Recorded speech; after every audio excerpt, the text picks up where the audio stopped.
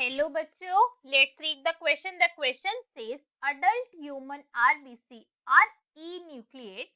Which of the following statement is our most appropriate explanation for the feature? जो adult RBC होती है, जो red blood corpuscles होती है, उनको कैसी होती है? Enucleated होती है, न्यूक्लियस नहीं प्रेजेंट होता है. तो ऐसा क्यों होता है? इसकी करेक्ट एक्सप्लेनेशन क्या है?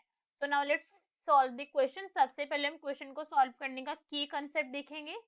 की कंसेप्ट क्या है कि हमें आरबीसी के बारे में पता होना चाहिए, आरबीसी का स्ट्रक्चर पता होना चाहिए, राइट? तब हम इस क्वेश्चन को इजीली सॉल्व कर सकते हैं. तो आरबीसी क्या है ये तो हमें पता है, हमारी रेड ब्लड सेल है, रेड ब्लड सेल है. और अगर अडल्ट के केस के अंदर हम बात करें, अडल्ट के केस के अंदर आरबीसी कैसी होती है? इन्यूक्लिएटेड होती है. मेच्योर आरबीसी इन्यूक्लिएटेड होती है. जो हमारी आरबीसी डेवलप कर रही है उसके अंदर न्यूक्लियस फिर भी प्रेजेंट होता है.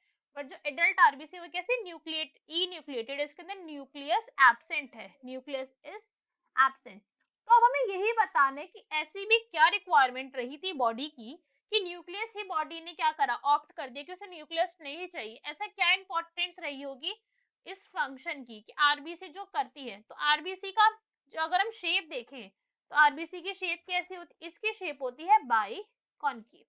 बाई कॉनकेव होती है इसकी शेप. स्फेरिकल होता है इस तरीके का. This is like the structure of RBC.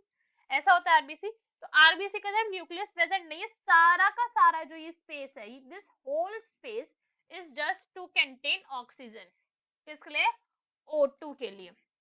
सारा का सारा स्पेस, बिकॉज यहाँ पे क्या होता है, इसके अंदर प्रेजेंट होता है हमारा haemoglobin.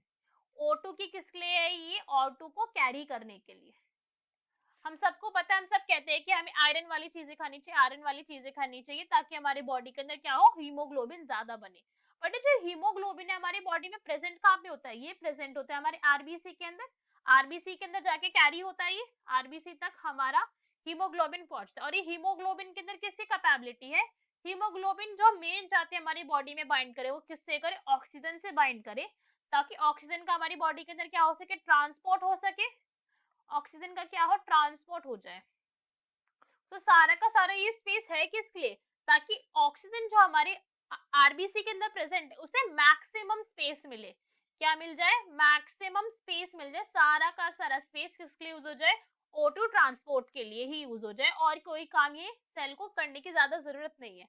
So what we can say that correct answer, हमारा करेक्ट ऑप्शन क्या है? That is fourth. All their internal space is available for oxygen transport. अब हम बाकी के ऑप्शन भी देखते हैं. फर्स्ट हमें क्या गिवन है? They do not need to reproduce. ये स्टेटमेंट हमारी गलत है.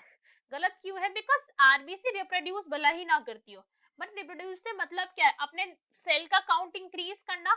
इंक्रीज इन सेल काउंट ये तो होता है ना बॉडी के अंदर. इंक्रीज इन सेल काउंट तो होता है, आरबीसी के नंबर तो बढ़ते हैं. ये थोड़ी है कि मेरी बॉडी में जितने आज आरबीसी है उतने कल भी होंगे. इंक्रीज होंगे कुछ और कुछ आरबीसी मेरे डेथ होंगे.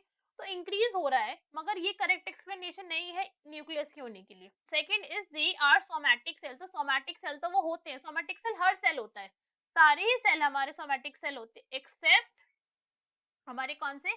Germ cells. जो जर्म सेल्स कौन से होते हैं? जो हमारे गैमेट प्रोड्यूस करते हैं. तो ऐसा तो नहीं है ना कि मेरे नर्व सेल के पास भी न्यूक्लियस नहीं. नर्व सेल के पास तो न्यूक्लियस है. तो दिस इज आल्सो इनकरेक्ट.